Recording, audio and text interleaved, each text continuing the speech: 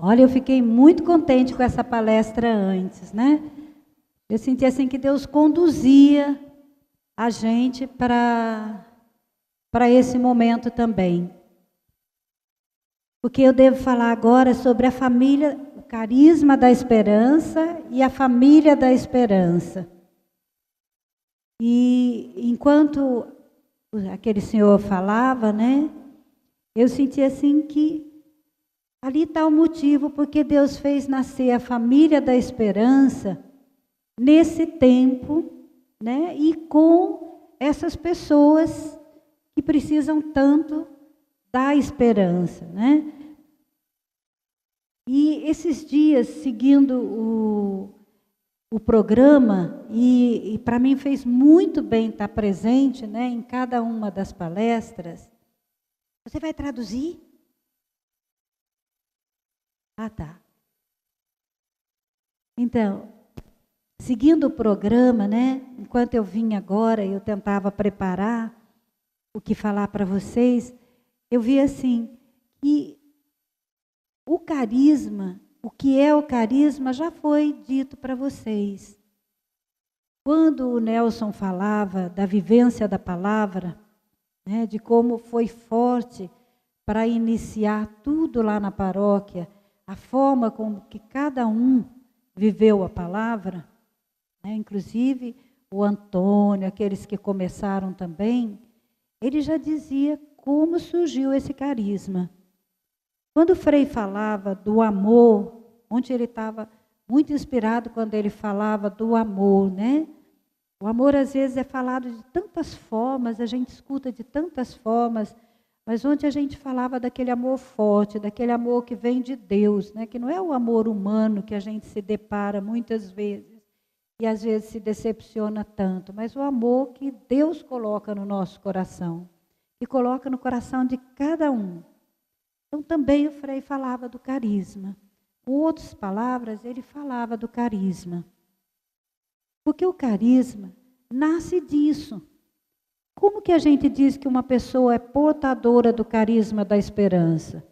Exatamente quando ela vive isso. Da mesma forma que o carisma surgiu na terra por causa que Deus deu de presente, surge no coração de cada um hoje. É a mesma história que se repete. Aquele que começa a viver a palavra. E é um recomeçar cada dia, sabe? Ontem, enquanto eu escutava o Frei, vinha forte no meu coração de recomeçar a viver a palavra, né? E de ver o quanto a palavra é concreta. Ela não é uma ideia, ela é concreta. E quando a gente vive a palavra, realmente acontece aquilo que Jesus diz, que a palavra dele não vem na terra e vai sem produzir frutos. Então a palavra realmente transforma a gente, transforma o ambiente onde a gente vive, provoca tudo isso que vocês experimentam.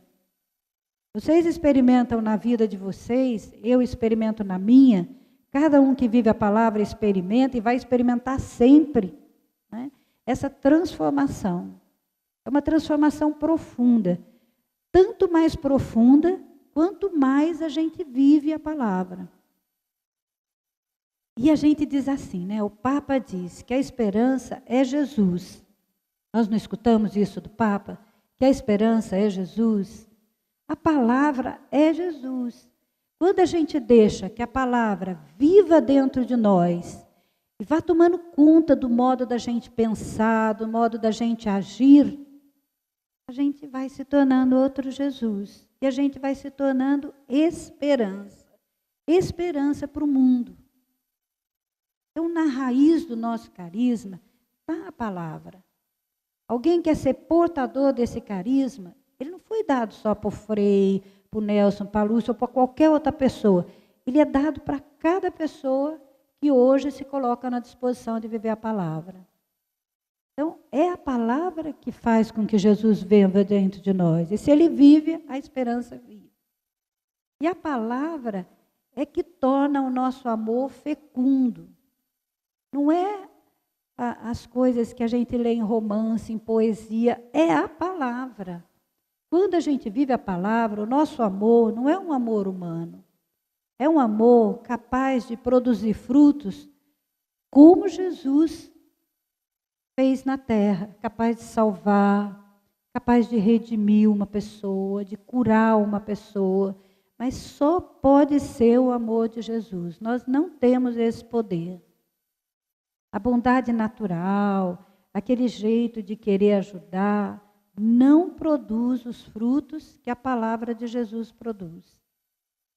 Então, a nossa vivência, o nosso dia a dia, precisa ser inspirado num amor que não é humano, que é fruto da vivência da palavra. Isso traz esperança. Isso nos torna esperança para o mundo. Quando esse senhor falou que uma das causas que leva a pessoas às drogas, não só a droga, gente, ao comportamento de violência, ao comportamento de desvio de sexualidade, tantas outras coisas que hoje a gente vê no mundo, é a falta de esperança. Não foi isso que ele disse? E Deus atende o mundo, Ele olha com muito amor o mundo, e Ele vê o que falta. E Ele viu que faltava a esperança, e deu esse carisma para nós, para cada um que está aqui hoje e acolhe o carisma.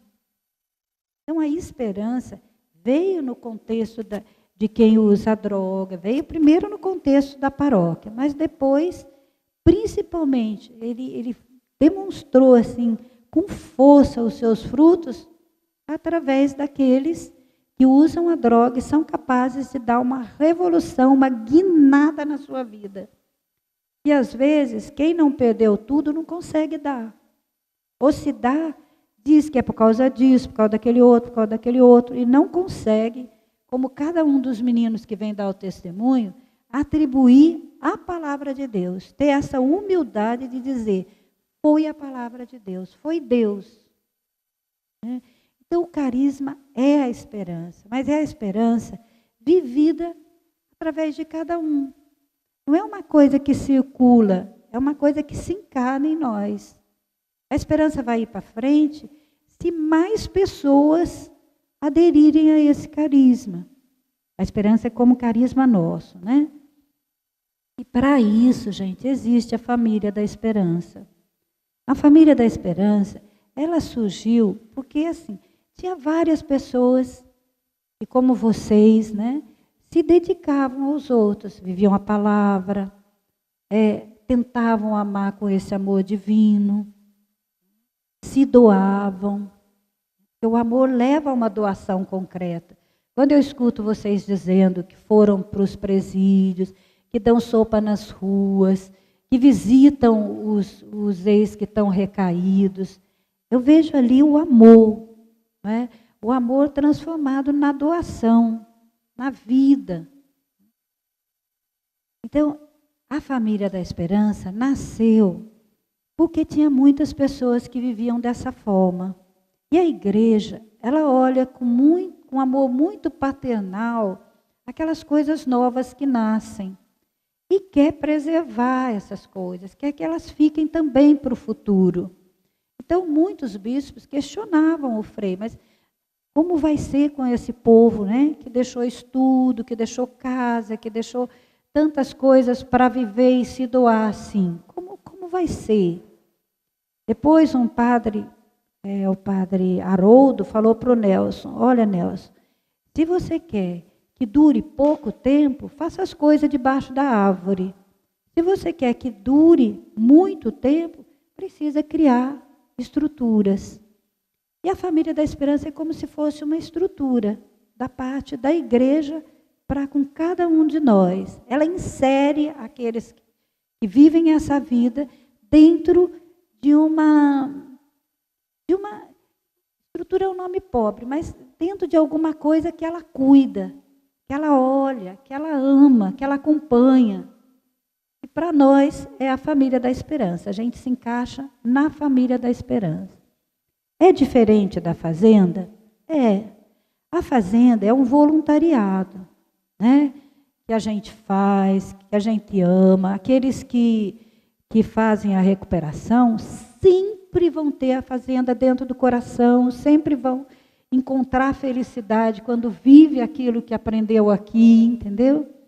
Mas a família é um pouco diferente. Ela é uma associação religiosa, mas ela é mais, gente, um compromisso de cada um de nós. Quando a gente quer construir uma torre, Jesus nos ensinou que a gente tem que parar e ver com quem pode contar. É assim que Jesus ensinou, não é? Eu, por exemplo, eu sinto uma dor tão grande quando eu encontro uma ruína. Né? Quer dizer, alguém começou e não cuidou. Aí aquela coisa ruiu. Isso pode acontecer com qualquer coisa? Pode, quando não tem pessoas que se dedicam a ela, que oferecem a vida por ela. E a família da esperança é aquelas pessoas que decidiram na vida levar esse carisma da esperança, viver, né? Viver pessoalmente, transformar seu coração e viver na sua família, no seu ofício, na sua escola, nas ruas, nos hospitais, onde estiver, viver esse carisma. Mas também ser a alma da fazenda da esperança. Ser aqueles que colocam sua vida à disposição. Tem pessoas, por exemplo, que colocam sua vida à disposição. Tem tantos outros carismas, né? Por exemplo, Shalom, né? Da evangelização e tudo. Tem como carisma levar a paz. Nós temos levar a esperança. Então, quando a pessoa decide, então, eu quero, né, fazer parte da família da esperança. Eu quero ser um membro da família da esperança. Eu quero garantir com o meu amor, com a minha doação, que eu vou dar sequência a esse dom que Deus deu hoje para a humanidade, a esse carisma. Aí ela tem os passos a seguir. Mas antes de falar dos passos, que o Nelson vai aprofundar hoje à tarde, eu queria dizer assim, qual é o objetivo da família da esperança? Né? O objetivo da família da esperança não é, em primeiro lugar, acompanhar a fazenda. É a santificação dos seus membros. Quando eu escutava ele falando de todos os problemas que vêm junto da droga, entendeu? Eu via, não é só um problema da droga. Muitas pessoas que não usam droga hoje têm depressão, tem esse negócio, esse distúrbio, bipolaridade, não é? E realmente vem da falta da esperança.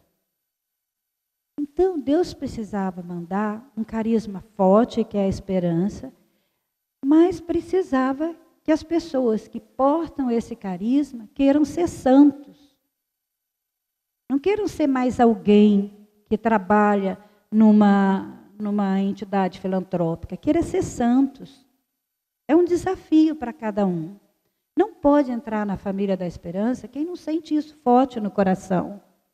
Quem ainda sente de se dedicar de uma forma mais gratuita, mas mais assim, conforme pode. Ele pode continuar. E Deus abençoa. E talvez se santifique sem perceber. Mas aqueles que querem assumir, esse objetivo da santificação precisa entrar dentro do coração. Sabe, Jesus não convidou só quem é da família da esperança, ou do Shalom, ou de outro, para a santificação. Ele disse que todos nós devemos ser santos como o Pai do céu é santo. Então é um convite para todos. Agora, quem toma consciência como um chamado pessoal, esse pode pertencer à família da esperança. E é uma santificação dentro de uma linha, dentro de um carisma, que é a esperança. Agora, pode acontecer que a gente pense, mas é uma meta muito grande para mim. Eu quero ser santo, mas isso é para quem conseguiu ir para os altares, conseguiu fazer grandes coisas. Não é um entendimento correto da santidade.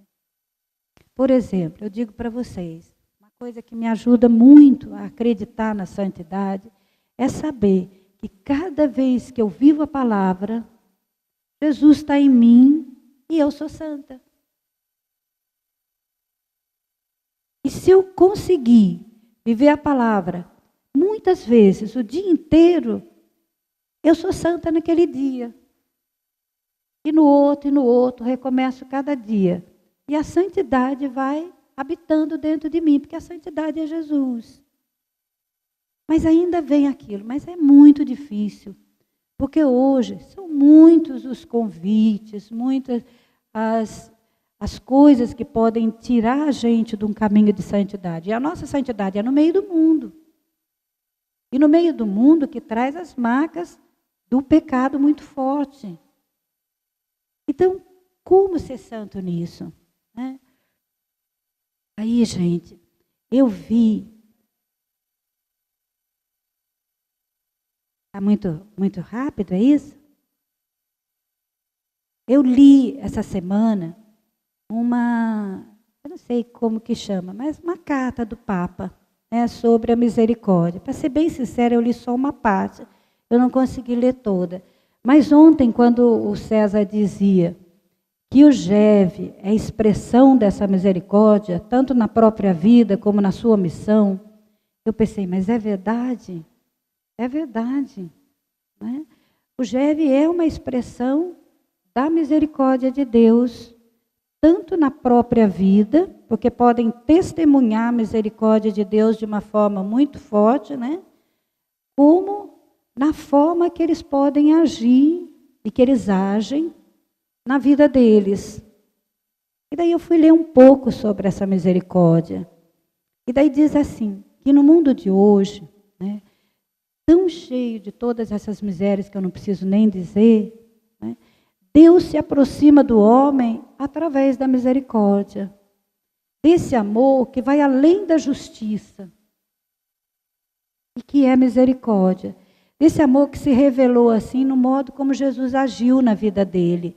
Eu não preciso contar para vocês. Se vocês pegam a vida de Jesus, vocês veem a misericórdia ali revelada. Né? Revelada na forma como ele agia com as pessoas, como ele curava, como ele teve pena daquela mulher que chorava, porque o seu único filho tinha morrido, né? A viúva de Naim, né? Viúva de Naim. Então, hoje ele tem também das mulheres que choram, das mães que choram pelos filhos. E a gente se junta a essa misericórdia de Deus. Deixa a misericórdia de Deus penetrar no nosso coração. E somos essa misericórdia de Deus para os outros. Isso é viver o carisma. A misericórdia faz parte do carisma. O Papa convida a igreja a não ser severa, a ser misericordiosa, né? A trazer até o povo o perdão, o amor de Deus, a misericórdia. É o mesmo convite que ele faz para cada um de nós. Então, a misericórdia, ela faz parte da esperança. O mundo vai ser salvo pela esperança misericordiosa, pelo Deus da misericórdia. Tudo isso dentro do nosso coração é a vocação para pertencer à família da esperança. É a santificação nossa, é o nosso caminho de santificação. Aí depois vem assim, então eu quero pertencer à família da esperança. O que eu devo fazer? Né? Então, 1 ano é o voluntariado, que eu acredito que todos vocês já fizeram. Né? A maioria, pelo menos, já fez esse ano de voluntariado, onde a gente se doa gratuitamente. O carisma toma forma dentro de nós. Depois eu posso pedir para pertencer à família da esperança. E fazer aqueles passos, né? O pacto, depois o compromisso, depois as promessas.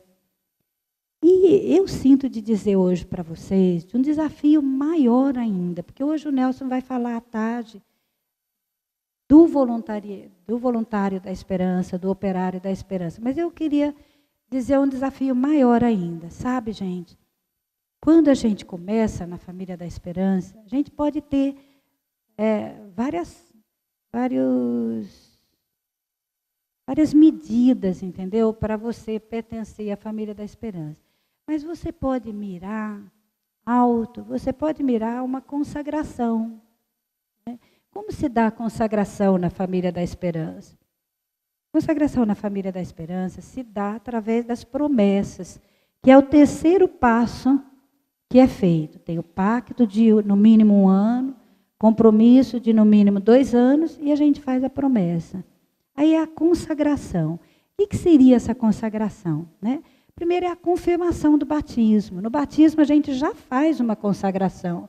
Só que com o tempo a gente vai perdendo esse senso da nossa consagração. E deixa entrar um monte de coisa dentro da alma da gente, como se fosse uma praça. Né? Quando a gente faz a promessa, é como se a gente reavivasse essa consagração batismal. E depois é uma consagração dentro de um carisma que Deus deu para o tempo de hoje. Pode fazer casado? Pode. Quem é casado? Pode. Quem tem promessas e é casado tem uma consagração.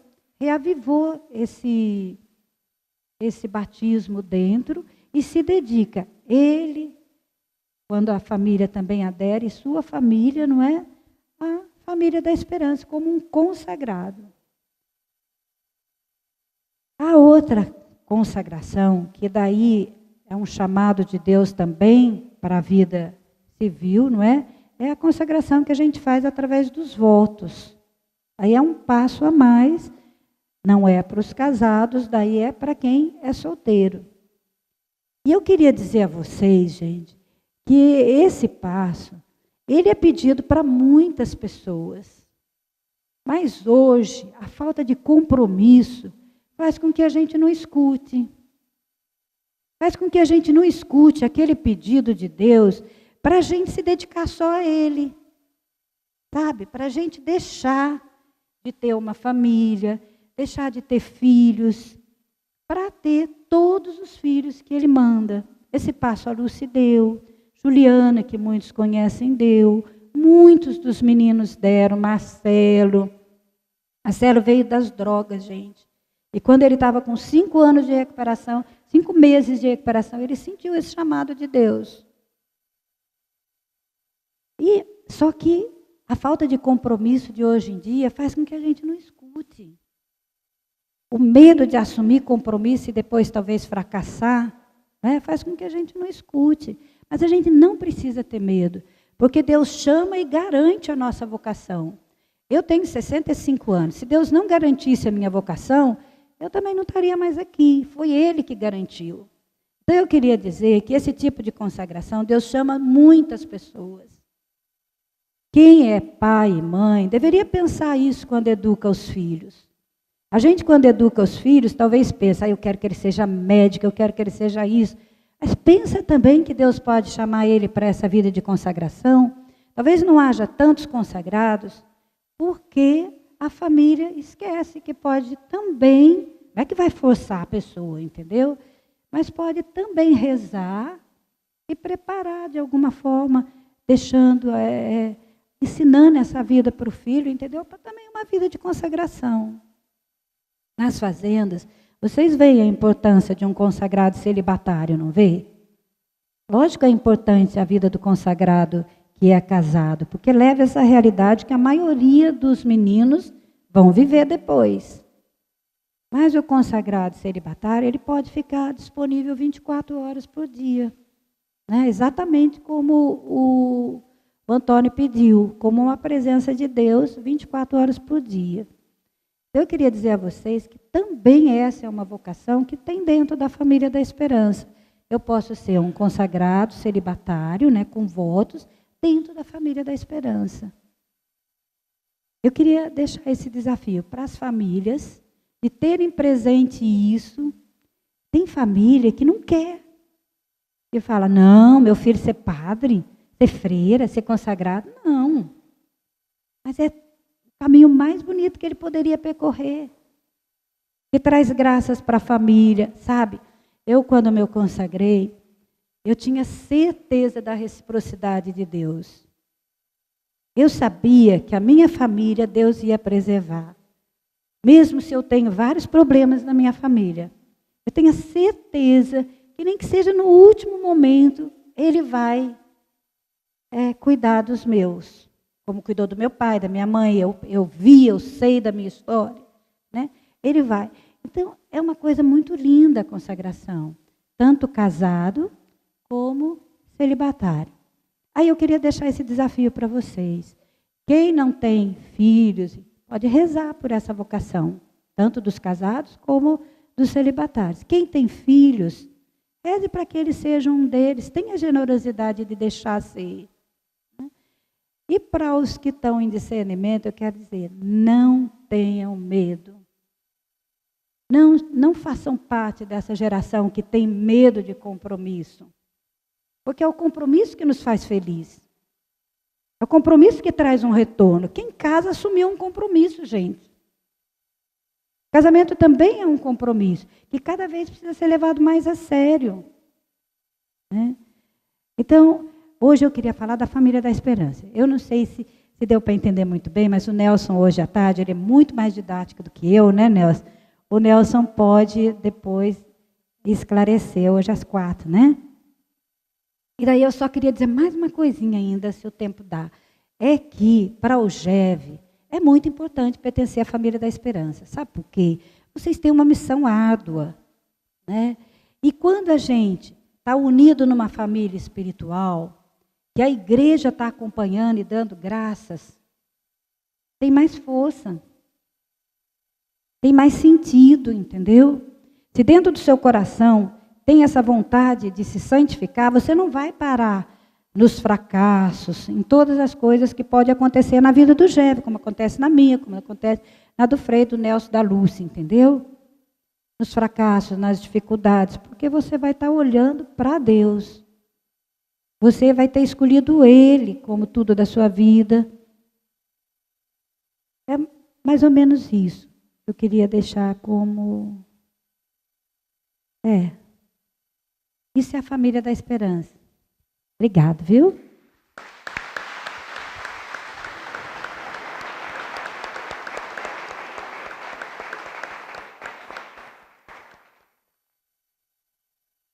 Tem tempo para comunhão? Tem tempo para comunhão. Poderia agora, talvez umas 3 pessoas, né, padre, de cada região.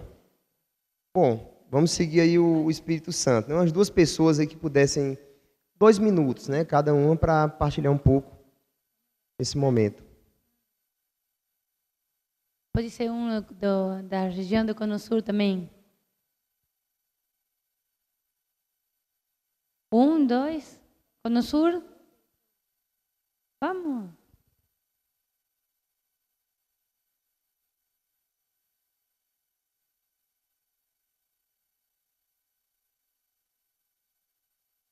Bom dia a todos. Assim, cada vez eu fico mais maravilhada e mais incentivada de continuar nesse projeto que Deus colocou na vida de todos vocês e trouxe para nós famílias essa felicidade. Eu quero contar aqui para vocês. Se eu me emocionar, desculpem, eu sou muito emotiva. Eu quero começar como foi que eu conheci a Fazenda da Esperança. Eu tenho apenas uma visão, e mesmo já tendo perdido essa visão, em determinado momento, eu tive um descolamento de retina, com 80%, nesse meu olho esquerdo, que é o qual eu tenho só 70% de visão atualmente, com correção óptica. E ficando 45 dias sem ver, todas as quarta-feiras, eu assistia à missa da Fazenda da Esperança e conhecia através da televisão. E meu filho já era usuário de drogas. E certo dia eu me sentei com ele e conversei com ele sobre a fazenda. Meu filho, eu estou assistindo nas quartas-feiras a missa da Fazenda da Esperança. E seria tão bom se você quisesse conhecer e quisesse ir lá. Ele disse, eu vou pensar. E esse pensamento, todos nós que temos pessoas dependentes, sabemos quanto tempo leva. E eu comecei a insistir. E todas as quarta-feiras, eu pedi na hora do ofertório, eu pedi a Jesus, Senhor, eu estou muito ansiosa, eu conheci a Fazenda da Esperança. Esperança é amor. Esperança é realização. Faça com que meu filho dê um sim. Mas a vontade não é nossa, é a de Deus, como meu próprio filho me ensinou. Gente, a gente aprende também com eles. Porque quando eu insisti, porque ele estava muito caído, ele olhou para mim e falou assim: mãe, não é a sua vontade, não. Nem é a minha ainda. É a de Deus. A hora é a de Deus. Deixe Deus me chamar. E aquilo ali eu senti foi uma cacetada segura. Porque muitas vezes nós queremos que as coisas sejam perfeitas ao nosso modo. E não são. Nós temos que aprender e colocar todo dia na nossa vida: Senhor, eu te entrego a minha vida. Eu te entrego este dia, seja feita a tua vontade na minha vida, na vida dos meus familiares. E o tempo foi passando. Deixou as drogas, entrou no álcool. Foi pior. Passou por 3 unidades terapêuticas, mas não com o sistema, com o carisma, né? O carisma da Fazenda da Esperança não é. Então, eu vivi 10 anos, gente, em oração constante.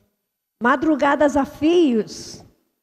Eu estava, enquanto todos dormiam, inclusive ele, eu estava lá no altar que eu tenho na minha casa, com minha Bíblia aberta, chorando, clamando a Deus por essa misericórdia. Minha Bíblia é mais ou menos nessa altura, de tanta lágrima que eu derramei e inchou. Mas isso para mim, no final eu vou concluir dizendo a minha satisfação de minha Bíblia ser assim alta, pelas lágrimas que eu derramei. E vamos à frente. Um bom filho, nunca chegou em casa para fazer baderna, sempre nos respeitou. Às vezes o pai batia nele e ele chorava e só fazia dizer: pai, o senhor tem razão. Eu sou quem não estou fazendo certo. E eu estou dizendo isso não é apenas porque meu filho está no patamar que está hoje, que eu vou chegar lá. É porque realmente ele é assim. E quem o conhece vai confirmar isso. Então, graças a Deus, uma madrugada, eu falei com Deus assim: Senhor, essa causa é minha. E eu quero pedir ao Senhor e fazer um compromisso com o Senhor. Faz com que meu filho aceite ir para a Fazenda da Esperança, porque para mim é a Fazenda da Esperança que vai curar meu filho, que o próprio nome já diz esperança. Se o Senhor trouxer uma forma de meu filho dizer o sim, eu havia falado da pastoral da sobriedade, que também não conhecia. Eu vou falar com o padre. Vou pedir para ser coordenadora da pastoral da sobriedade na minha igreja. Na quarta-feira à noite, eu fui para a missa. Quando cheguei na igreja, meus irmãos, os banners com os 12 passos, eu chorei a missa inteira. Falei com o coordenador após a missa, era amigo meu, irmão meu na caminhada, dentro das pastorais na igreja. E ele disse: converse com ele. Se ele quiser, nós o levaremos dentro de 4 dias para a fazenda. E assim se fez. No outro dia, 5 horas da manhã, eu estava sentada lá, esperando ele acordar. Quando ele acordou, falei para ele: meu filho, se você falou que é a vez de Deus que vai dizer o sim de você ir para a fazenda, a oportunidade é essa. Por quê, mãe? Porque agora foi fundada na nossa igreja pastoral da sobriedade e eles querem vir conversar com você, fazer uma visita. Posso confirmar? Aí ele olhou para mim com aqueles olhos muito brilhantes, muito verdes. Sim, mãe, agora terça-feira. Olha só, terça-feira, isso foi numa quinta-feira de manhã, quer dizer, A sexta ainda ia trabalhar, o sábado e o domingo, copo. Tudo bem. Foi. Na terça-feira à noite, a pastoral esteve lá na minha casa, reuniu os irmãos dele todos, meus netos, todo mundo. E se fez um momento de oração e ele disse sim. Na quarta-feira nós já estávamos com ele lá na reunião da triagem. E na outra terça-feira nós já estávamos com ele na Fazenda da Esperança. Gente, eu não sabia se chorava, se ria, se pulava, se gritava, porque era um contentamento tão grande, aquela alegria vinda assim de Deus para mim, que tinha me dado a confirmação de que meu filho iria ficar ali. Mas aí foi quando eu comecei a frequentar o GEV. Cheguei no GEV só debulhada em lágrimas. Mas aprendi no GEV. Fui muito bem acolhida. Aprendi muito como uma mãe deve se comportar. Não ficar eufórica, não ficar tensa, não ficar ansiosa e esperar que Deus haja na vida dos nossos filhos. Foi assim que aconteceu comigo no GEV da minha cidade, em Natal. Me ensinaram muito. Hoje, graças a Deus, eu continuo no GEV. Enquanto vida eu estiver, eu estarei no GEV. E estarei, sempre que puder, aqui com vocês, aqui na Fazenda da Esperança. Porque a vitória da nossa família, a vitória da nossa paróquia, de ter um filho como meu filho está, deve-se à Fazenda da Esperança, que cuidou dele tão bem durante o ano que ele passou lá. E com 3 meses ele me confirmou: mãe, eu vou ficar aqui. No carnaval ele fez uma cartinha para mim, estou terminando, viu, gente? No carnaval ele fez uma cartinha para mim e disse assim: mãe, hoje eu me considero uma pessoa feliz, porque este foi o primeiro carnaval da minha vida que eu vivi, brinquei, sorri, cantei, chorei também, mas eu estava com Jesus. Nos outros eu estava me prostituindo, no álcool e nas drogas. Hoje eu sou uma pessoa diferente, eu sou um homem novo. E junto com essa carta ele me mandou aquele bonequinho que tem a Bíblia na mão. E vou até encerrar dizendo o seguinte: ele passou o ano na Fazenda da Esperança, todas as visitas eu não faltei um mês. Um mês. Fui até cobrada no Domingo das Mães, quando minha filha olhou para mim e falou assim: mãe, Francisco agora é mais importante do que nós 3? Eu disse: não. Ele não é mais importante. Ele está necessitando de apoio. Ele está necessitando da confirmação da nossa confiança para a recuperação dele. Então, vocês estão comigo todos os dias aqui. Ele não, está lá. E fui.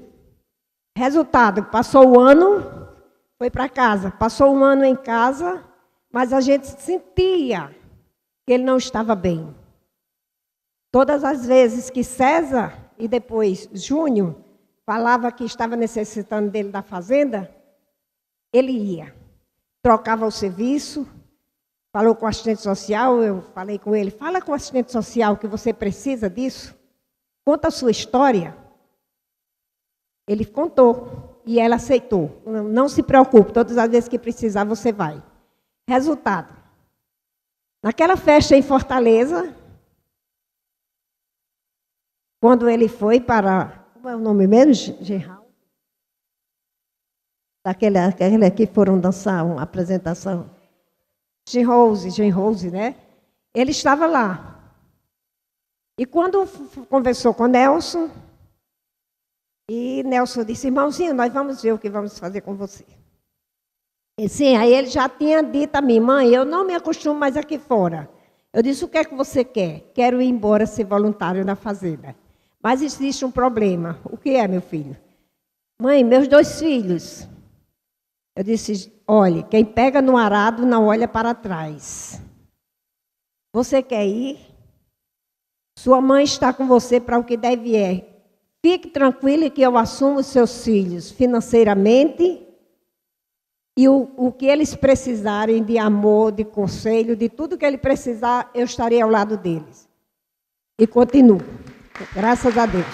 Assumi os 2 filhos deles e graças a Deus está dando tudo certo. Resultado, ele foi, Padre César, ele estava na fazenda na segunda-feira, Padre César, Padre Márcio, ligou para nós.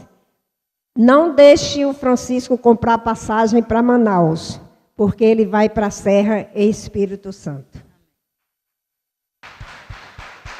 Vou terminar. Então, terminar agora. Então, é o seguinte, ele foi para a Serra, passou 2 anos como padrinho e hoje está fazendo a escola de comunhão aqui no Centro Masculino. Por isso, gente, que eu quero dizer a vocês, as mães que ainda têm dúvida, não tenham não. Tenham esperança, tenham amor e tenham perseverança. Frequentem o GEV, porque se não frequentar o GEV não tem como conciliar e não tem como completar essa nossa caminhada com nossos filhos. Obrigada. Então, esse momento é muito importante e nós temos muito tempo para fazer comunhão, partilha. E a comunhão, ela é o alimento para a nossa festa, né? Então, cada um falar, mas vamos fazer agora o exercício, né? Cada um que vai falar de 2 minutos, por causa do tempo. O Padre César também já está sinalizando ali. E para que outras pessoas possam também, né? E 1 minuto. E também a apresentação de vocês. Isso. O nome e de onde são. O nome, falar o nome e um pouco mais devagar. Buen día, familia. Mi nombre es Marcelo, soy de Argentina, Tucumán. Mi nombre es meu nome é Marcelo. Y cuando escuchaba a Irací de este llamado a ser santos, Quando eu escutava ir assim, desse chamado de ser santo, que uno es santo cuando vive la palabra, uma pessoa é santa quando vive a palavra, me vino al corazón también uno es santo cuando se acerca a Jesús y comulga. eu senti que uno também fica santo quando vai por Jesus e toma a Jesus a Eucaristia. Y también ese llamado a la santidad lo vivo cuando en cada reunión del Grupo Esperanza Viva uno vive la palabra y la comparte. E também sinto esse chamado no Grupo Esperança Viva quando vivemos a palavra juntos e a partilha.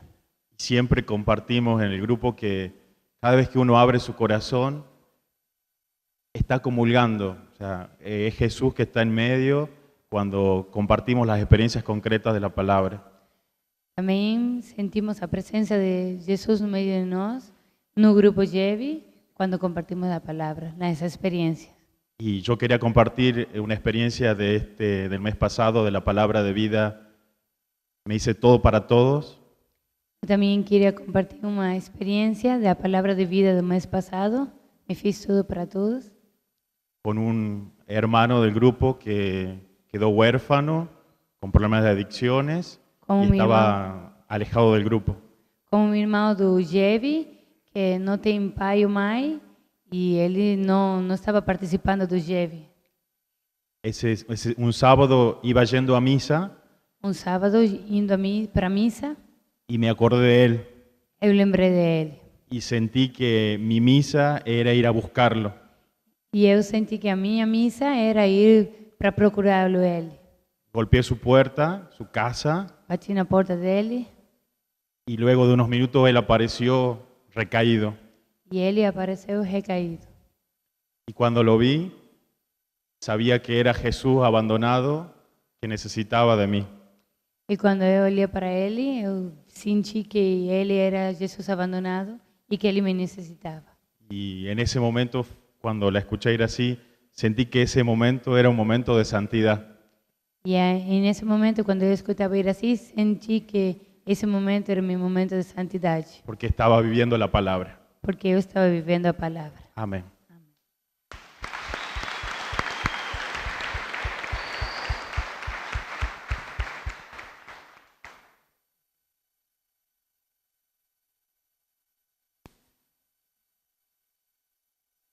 Buenos días, soy Genara Cabrera, vengo de Asunción, Paraguay. Bom dia, meu nome é Genara Vera, eu sou de Paraguai. Quisiera compartir con ustedes una pequeña experiencia Eu gostaria de compartilhar com vocês uma pequena experiência. que hace más de 25 a 30 años era mi cruz, era mi carga, pero hoy es una gracia para mí. Uma experiência que há 25, 30 anos era minha cruz, mas agora é uma experiência para mim. Me llegó muy hondo cuando la señora dijo que las madres Calou muito hondo no meu coração quando Iraci falou que as mães, que nuestros hijos sean médicos, arquitectos, pensavam que os filhos tinham que ser médicos, arquitetos. en mi caso, No meu caso, cuando mi hijo Mario Vera quando meu filho Mário Vera se recibió se recebeu como técnico al mando medio en refrigeración.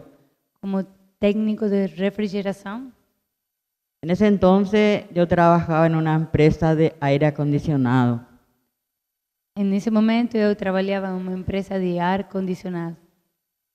y él me dijo que quería ir al seminario E ele me falou que ele queria ir para o seminário. y yo rotundamente me negué. E eu profundamente disse não, Porque él era el hijo mayor. porque ele era meu filho mais velho. Por eso yo quería que él se quede a ayudarme en la casa. É por isso que eu queria que ele fique na casa para me ajudar. En los estudios con los hijos hermanos. Para estudiar también los hijos, mis hijos más menores que él. Para que ele ajude a estudar meus outros filhos. Porque el papá era alcohólico. Porque o seu pai era alcoólico. En ese entonces yo era papá y mamá.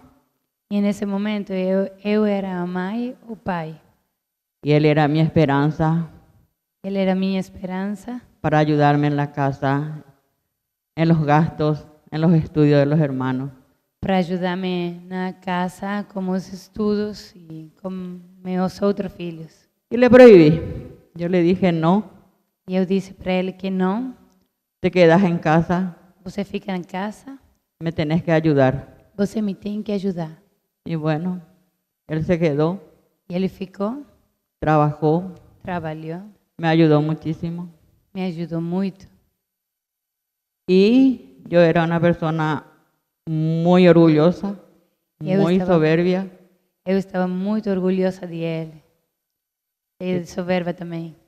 Y cuando yo decía no, no, y cuando yo decía sí, sí. Quando eu falava não, era não, mas quando eu falava sim, era sim. Con este marido alcohólico, Com meu marido alcoólatra, las peleas eran casi todos los días, as brigas eram quase todos os dias. gritos, Gritos, miseria, miséria, pelea. muita briga. Mi vida era un desastre en ese tiempo, Minha vida era um caos nesse momento. trabajando de día Trabalhando no dia y de noche llorando. e chorando de noite. Y así anduve más de 5 o 6 años E assim vivi por mais de 5, 6 anos. sin acercarme en ninguna comunidad cristiana. Sem acercar-me a nenhuma comunidade cristiana. Dejé totalmente la espiritualidad. Deixei a minha espiritualidade. No me he acercado más en la iglesia, nunca más me he ido a una misa. Eu não voltei para ninguna iglesia, ni misa. Y tenía a mis hijas ya en etapa de hacer la confirmación. Y ellas formaron un grupo de jóvenes en la parroquia de nuestra comunidad. E formaram depois grupo na paróquia da minha comunidade. Y me invitaban de nuevo para volver a la iglesia. E elas me convidavam para voltar para a igreja. Pero yo me opuse, porque Mas eu yo disse que não. no tengo tiempo, yo tengo que lavar, yo tengo que cocinar, yo tengo que correr, yo tengo que plaguear, yo tengo que todo. No Porque tenía eu tiempo. sempre tinha muitas outras coisas para fazer. Pero cuando supe que mi hijo cayó en la droga, Mas quando eu supe que meu filho estava nas drogas, eso sí me hizo más fuerte, digamos, porque no tambaleé. isso me fez mais forte. Y tenía que buscar desesperada. De esa forma el Señor de nuevo me llamó. E dessa forma o Senhor me chamou de novo. Tenía que ir otra vez a la iglesia, Tinha que ir mais uma vez na igreja, buscar una comunidad cristiana procurar uma comunidade cristiana y empezar de uno e empezar de novo. por amor a mi hijo. Por amor a meu filho. Luché mucho tiempo. Lutei por muito tempo. Fui a un grupo en ese entonces en Paraguay que se dominaba Puafé. Fui para um grupo lá no Paraguai para procurar ajuda. Padres unidos en el amor. Que Un hombre- también eran padres que tenían hijos con problemas de droga.